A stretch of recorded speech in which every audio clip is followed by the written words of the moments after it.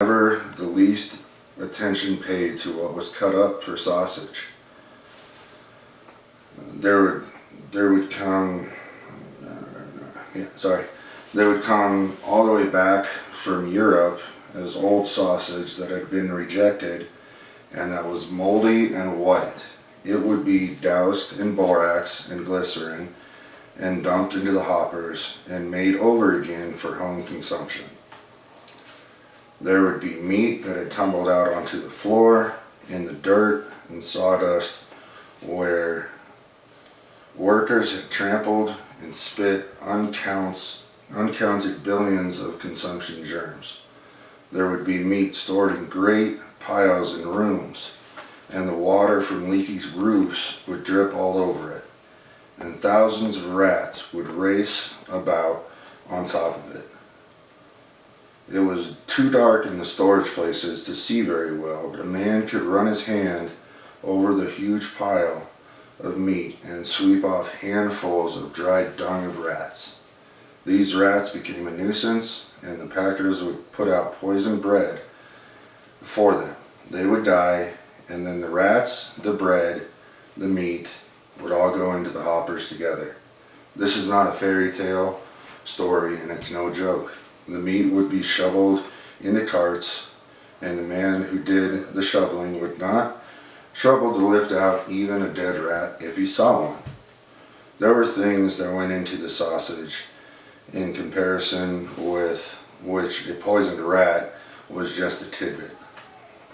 There was no place for the men to wash their hands before they ate their dinner, and so they made a practice of washing them in water that was to be ladled into the sausage.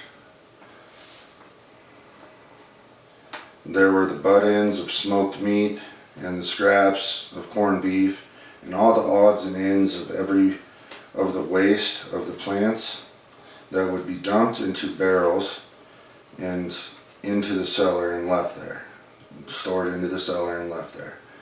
Under the system of rigid economy, which the packers enforced, there would be some jobs that only paid once in a long time, and along with these jobs was cleaning out the waste barrels.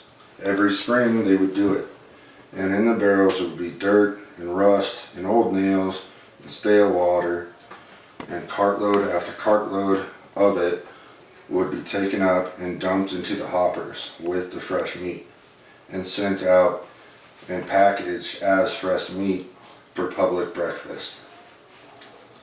Some of this would make it into the smoked sausage department, but as the smoking took time and therefore was expensive, they would call upon the chemistry department and preserve it with borax and color it with gelatin to make it look brown. All of their sausage would come out of the same bowl, but when it came to wrapping it, some were stamped special, and for these they would charge 2 cents more a pound. Alright, so as you guys can see, the meat packing industry back then was terrible. A lot of it was to give the sausage, as he stated, was to give public breakfast. This is a free breakfast for industrial workers, where they would just dump out all the sausage and men would have to eat it or they'd starve. Therefore, this is why we got the food poisoning crisis that we had back then.